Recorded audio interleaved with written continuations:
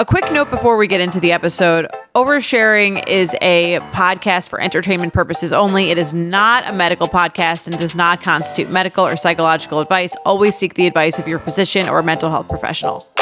Let's do some intentions. I'll read them. Hi, Jordana and Dr. Naomi. I could really use an intention as I choke back tears laying in my hotel bed while on work travel. I have so much work anxiety to the point where sometimes I feel like I just want to quit my job. My job's incredibly stressful at times. However, I do enjoy the work I do, and I love working with my team and for my boss. Overall, the company is good to me, and I feel like I have a lot of support. My job is project-based, and the timelines and working for clients puts me in a mental spiral when said timelines slip and when clients become extremely upset. I do not know how to handle it. Most times I freeze and I feel like I don't have the proper tools to smooth things over in a professional way. So I find myself being silent or not being able to give a solution in the moment for concerns. I pride myself on my work ethic and believe I work very hard. At the end of the day, I always know I did my absolute best. I just can't shake this feeling sometimes. When certain projects start to feel unmanageable and out of my control, when that's quite literally my job title, I feel incompetent, disposable, and that I'm unqualified for the job. I get so worked up that I start physically shaking, and the breath work only helps so much. I lose sleep, and that in turn makes me more anxious because I feel less sharp. I work for a small company, although growing very fast, the clients could very well have personal correspondence with our CEO. I worry that whenever anything happens, a client will reach out to our CEO specifically about me and that I've done a bad job. I just want to do a great job and I want things to go well. Everyone knows in construction that things do not always go as planned and there are a lot of unforeseen and costly disappointments along the way, but I struggle with how to break the bad news when things do come up. Can you please help me set an intention to get out of mental spiral loops and how I can settle into being more brave to give bad news and to not let reactions get to me? Thanks for your help. Okay. Sounds like she is like a project manager in construction. Yeah. It's kind of what I'm getting. Yeah. Here. So I was going to say, you could probably speak a little bit to the other side of this when you have someone present you with, oh, this is going to cost a lot more than we thought. Or, I don't know what comes up in those worlds, but yes, if everyone kind of knows in construction, like even when you said, oh, it's going to be done in May, like that really means like August. Yeah. I think there's a certain level of expectation setting. I mean, it is hard. I would also feel a certain level of anxiety of having to tell people things they don't want to hear constantly, which is sort of her job, which is like, this is going to be more expensive. This is going to be more timely. Here's a bill for something that we found out. I don't like doing that either. I don't like receiving it, but it's funny. I always put myself when I want to like push back on something, or if I've been in a position where I have to tell someone that about something, I put myself in their position of a time when I had to hear it. And it's always like, it's never like your favorite thing to hear, but if you're a rational, sane person, you take that information in, maybe you're a little disappointed, and then you take an action based on that information. It's sort of beyond your control. It's beyond anyone's control. And I will just validate that tolerating other people's negative emotions is one of the hardest parts of being a human being, really, is like when she tells someone something, I'm sure there are people that I know that you're saying you're kind and you'd be like, oh, that's really disappointing. Or even like, I'm going to need to cut the budget elsewhere. Or could you please tell me that more in advance next time?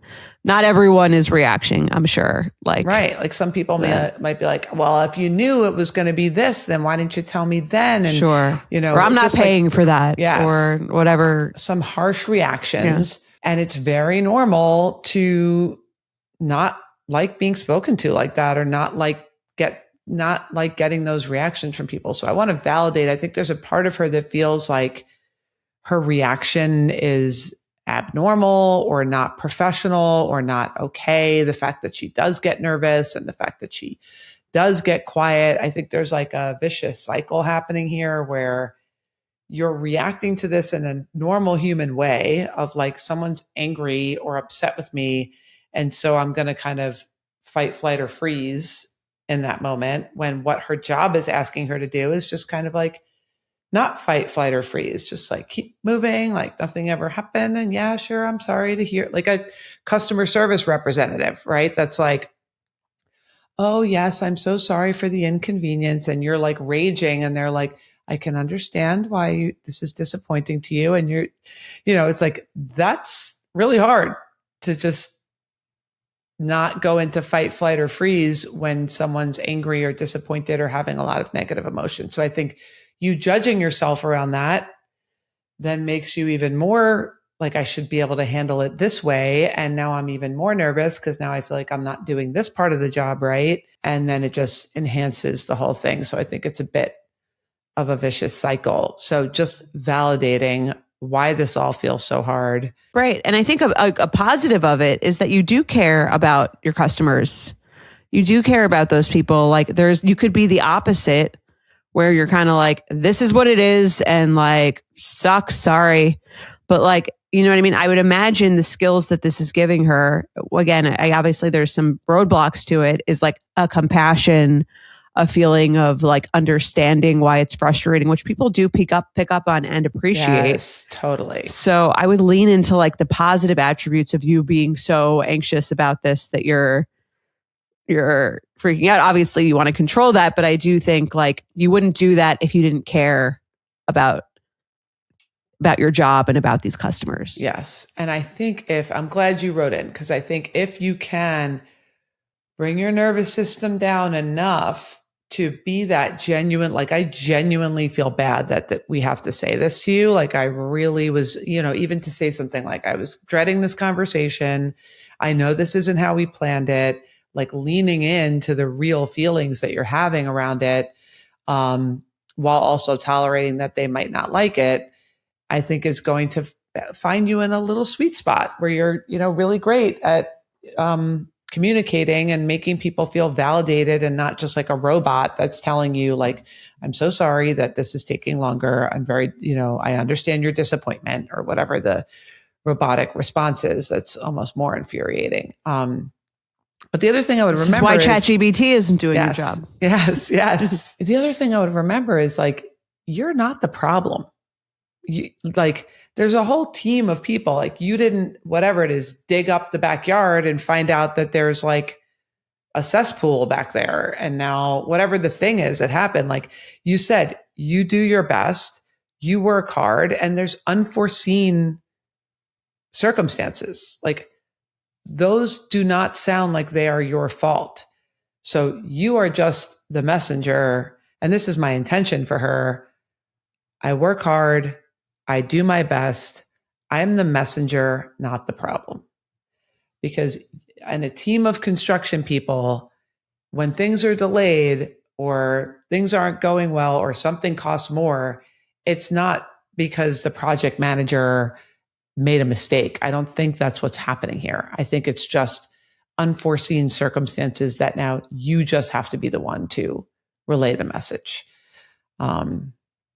Maybe that can help you feel a little bit less like I'm responsible for this because I'm the project manager, which I get, but that's kind of the business and part of your job, which is maybe why she feels a little insecure, because part of her job is to like relay this message right in a certain way. But if you can detach your sense of self from the problem itself, it will make it feel easier. Yes. And in a practical way, it seems like she's very scared of like being told on or being fired or something. Like, I think if you have a supervisor or someone that you kind of manages you, that'd be a good thing to say. I would love some like feedback on like, what do you find are best practices for 100%. Delivering bad news on these things? Because I just sometimes be taught.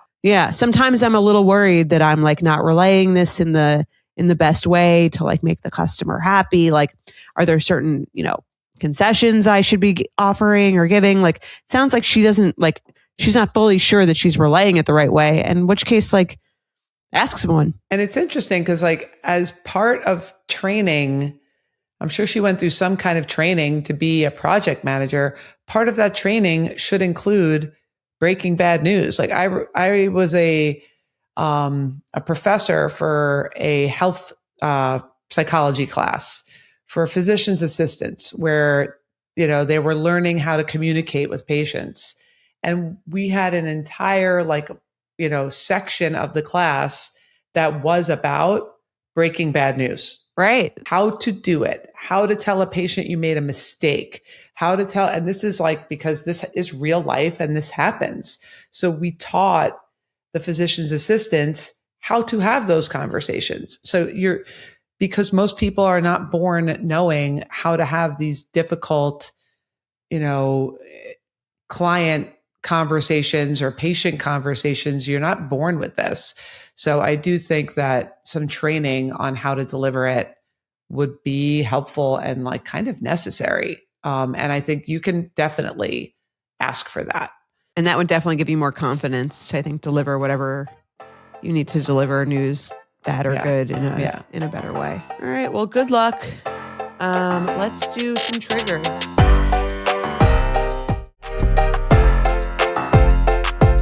Hi, Jordana and Dr. Naomi. I have a triggered scenario that I need help with. First, I would say that my husband and I are in love. I've never been afraid of his feelings for me. My husband is big into volunteering and in a lot of different things. Some he ropes me into, which often I'm fine with and happy to help. One event he gets me to help him for is a big event that happens every year, and for him is a huge undertaking. For the event planning, he most recently is spending a lot of time with this one woman who's giving a lot of donations to the event. She's a big supporter and a significant vendor. She also has been helping a lot with this event. This woman is married with children. Tonight, as my husband and I are having dinner, talking about how the event went this past weekend, it comes up about an older woman who consistently annoys everyone. I also complain about this person too. My husband tells me that he and this other woman are discussing how frustrated all were with this person. And he says, well, I've been trying to get rid of her for a long time. And if you can do it, I'll love you forever. I was blown away. I've been very patient with the fact that he spent a lot of time with this woman because I felt secure in my marriage.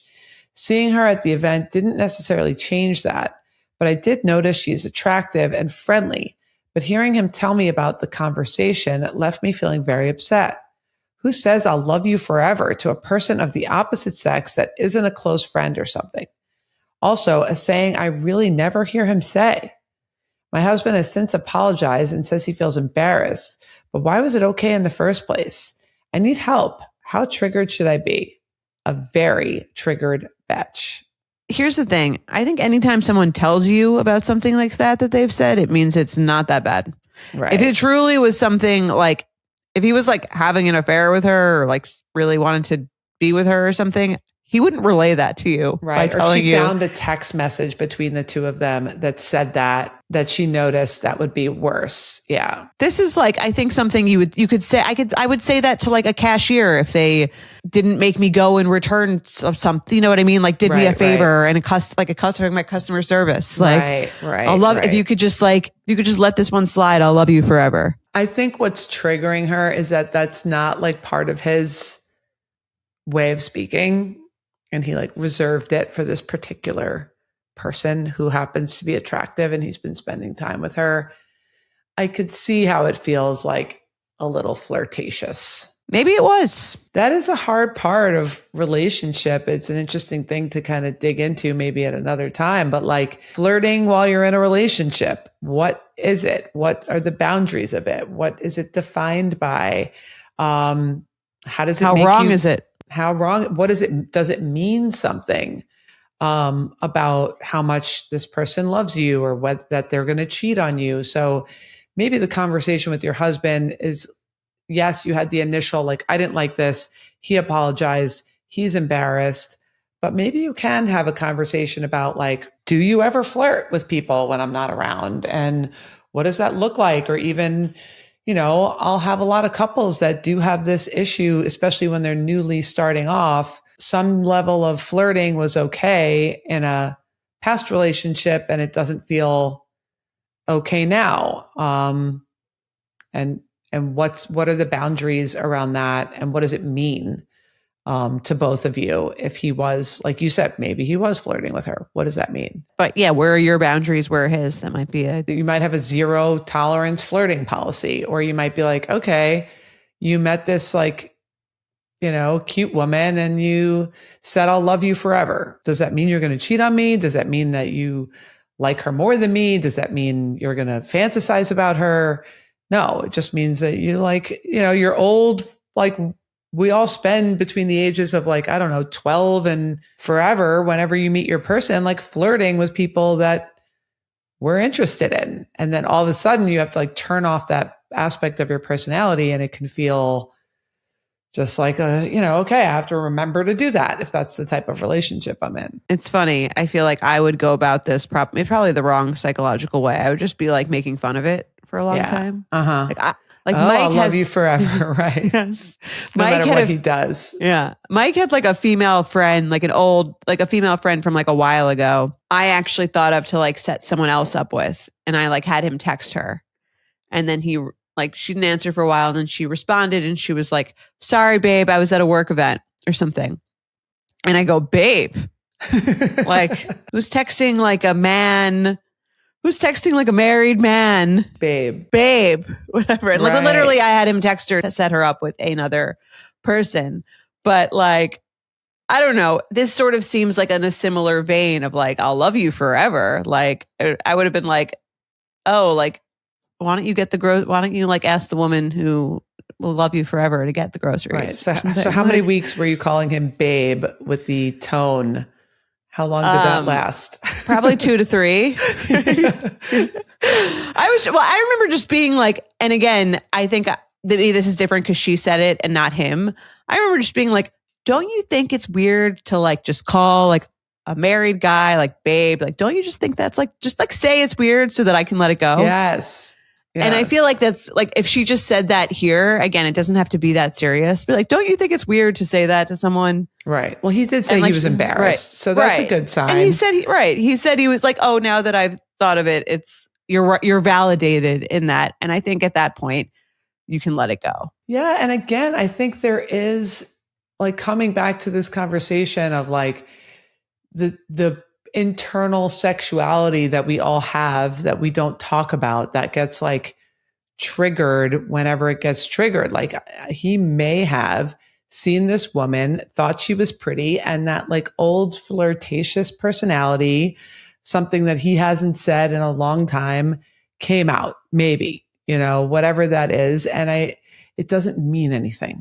It doesn't have to mean anything about him or you or your future or, and this girl, she probably like, maybe that's what she used to call him back when they were friends.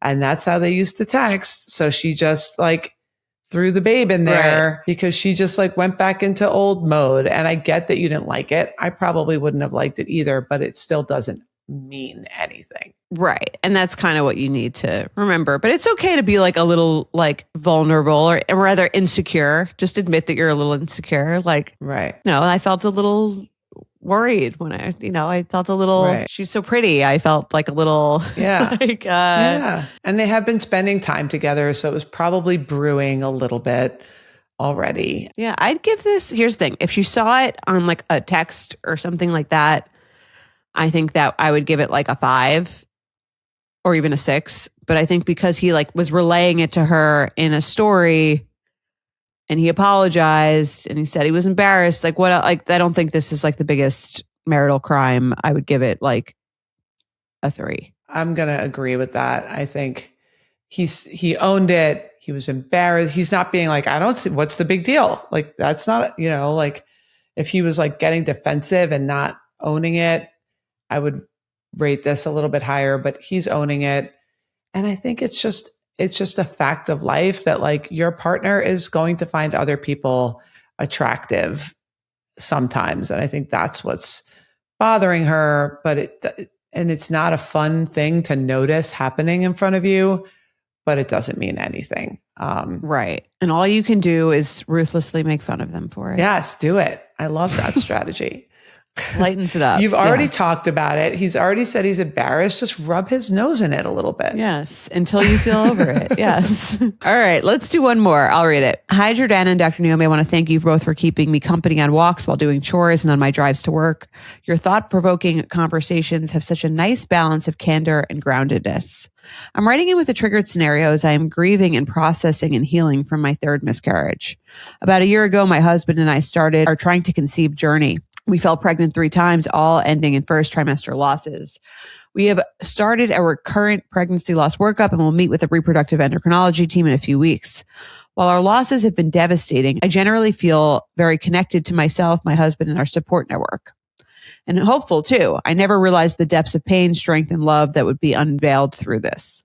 Pregnancy loss is such a triggering and isolating space. I'd be lying if I said I wasn't keeping a mental tab of unhelpful comments, the friends who haven't checked in, the pregnancy announcements, and babies born through this time. The following specific triggered situation sticks out the most.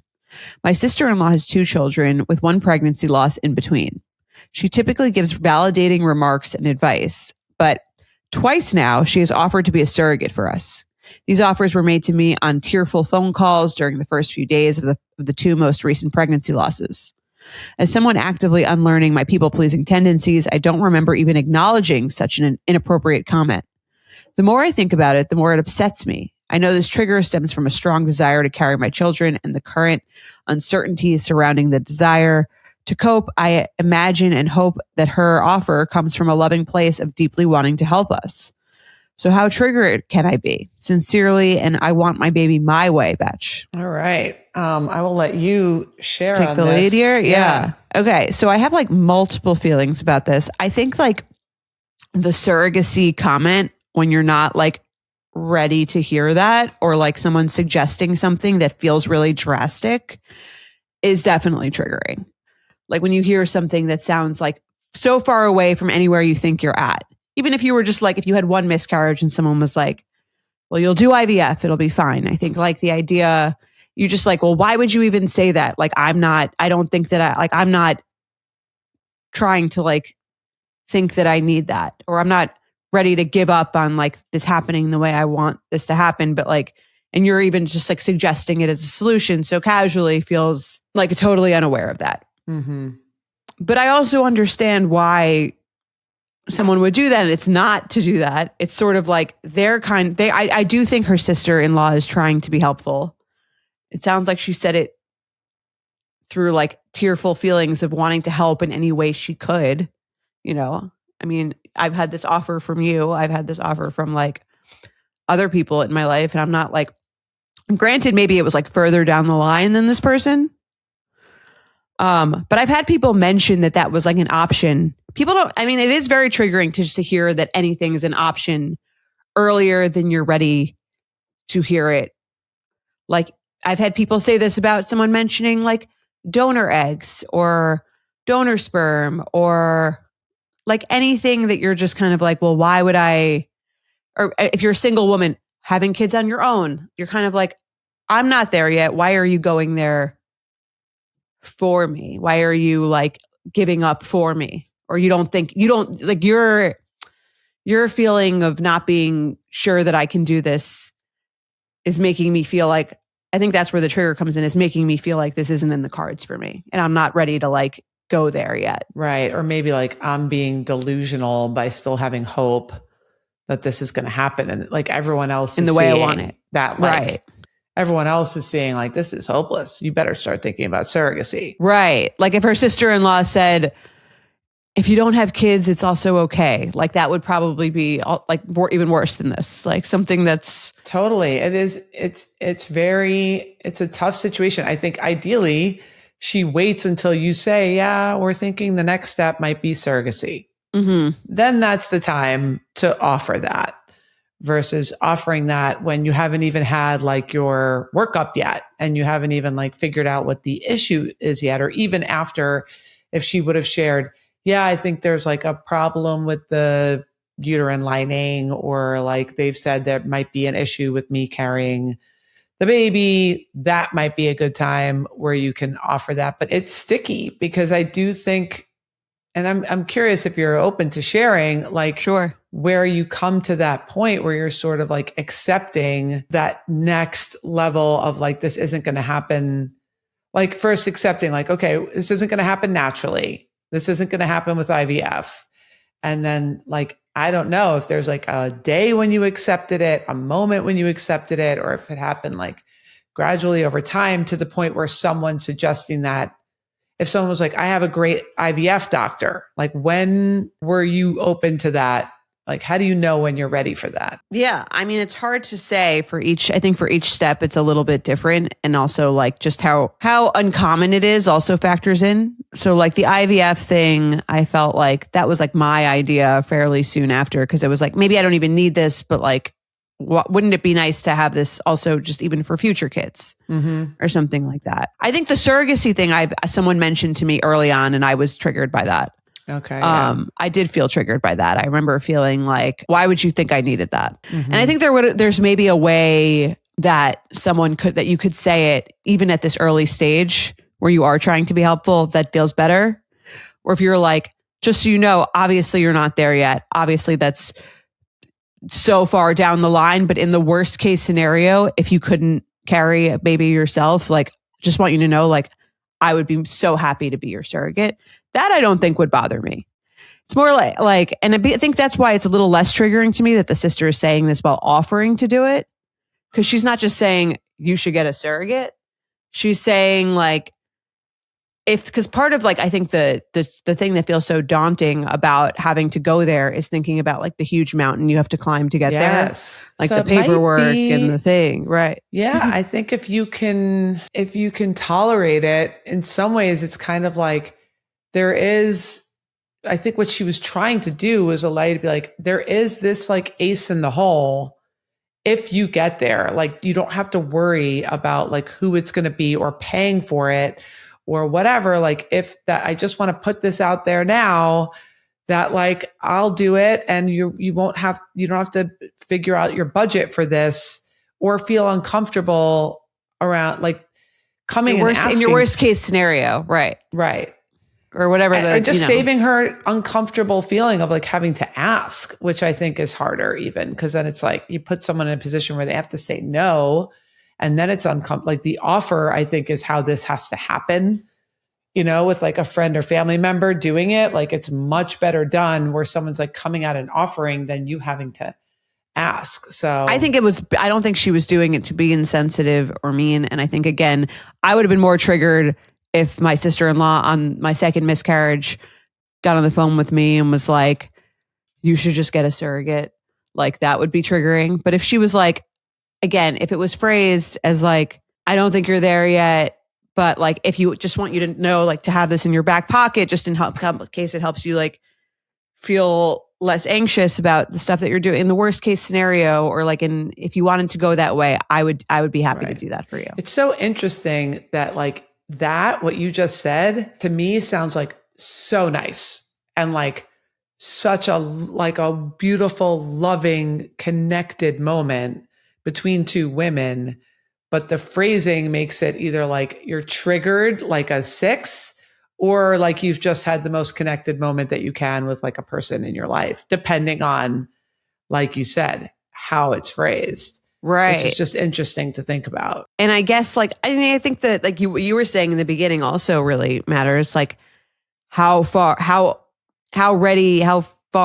into it you feel you are, how dire you think your own situation is. Right. Because I think if you're pretty confident that it's going to be fine, that's maybe more hurtful or something. Like you don't think I can do it.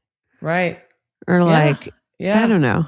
Yeah. I think it brings up that like delusional feeling, like, something I don't know. Like I still think we have a lot of steps before we get there. Like you're making me feel like maybe I'm deluding myself here, which doesn't feel great. Yeah. And I think the only time I was really open to it was when I myself got to a point where I was like, I don't want to do it anymore. Mm-hmm. Like, I'm tired of this. Like pregnancy loss. Right. Yeah. You have to like let it go on your own before you're kind of ready for that. I get it's a triggering statement. I think it could have been more triggering if it wasn't her offering. I do think it sounds like she said it tearfully, like she was trying to be really helpful. Yeah. It's kind of a really nice thing to offer. You want to call her on her bluff. No, it's a beautiful thing to offer. And I could see maybe where you weren't ready to hear it or it wasn't phrased correctly, but I would have a little bit of grace with this person who's trying to help you, maybe not aware of what it's like on the other side too. I think that's another thing. Like And I get what she's saying, where I'm keeping a list of like the people who are like saying triggering things or not checking in. And like, there is this feeling a lot of the time of like, you have so much like frustration and anger, and like, it helps to kind of have someone to take it out on a little bit, even if those people are meaning well, but they didn't do it perfectly, or they said the wrong comment, or they said it's all going to be okay in the end. And that was annoying to hear. But it's like, most of those people, maybe I can say this now because I'm like, hopefully almost on the other side of it. But I do think, looking back, it's like, that was just a projection of my own frustration. And vast majority of those people, if not all of them, were just like trying their best in a situation they didn't fully understand, like the micro nuances of all the little comments. Yeah. And that's why this triggered is tough to rate, right? Because It's like, totally get that you felt triggered. Does it mean that this person did something wrong? Yeah, I do think she jumped the gun. Right. But I need to hear the conversation to really decide. And she did jump. So I'm going to validate this with a 4. I agree. It's definitely because of what she's going through. It's triggering. Did she do anything so terrible? Definitely not. I think this sister-in-law sounds great. It's hard to hear it from someone with kids. It's hard to hear anything in this realm from someone who already has their kids, where you're like, shut up. You have no idea what I'm going through. Like, I don't even want to hear from you. But she said, and again, she's not just off like throwing out platitudes or suggestions. Yeah, like she's inserting how she could actually be helpful. Yeah. And I was never offended by anyone offering to be my surrogate. Right. I was always like, great, okay, I'm going to file you away. Yes. I think it did give me a feeling of like, okay, in this worst case scenario, especially the further I got into it, like knowing that I'd had those conversations with people, it did make me feel like, okay, there are options. There are things that would make this a little easier if I needed to go down that route, which I did. But I get that you have to kind of come to it on your own terms. So validated. Sounds good. I agree with a 4 on this one. Thanks for writing in. I hope everything works out for you. This is obviously a tough spot. I know you've been there, but yeah, I think we did it. I think we helped some people. Reach out. Love to hear from you guys. But yeah, that's our time.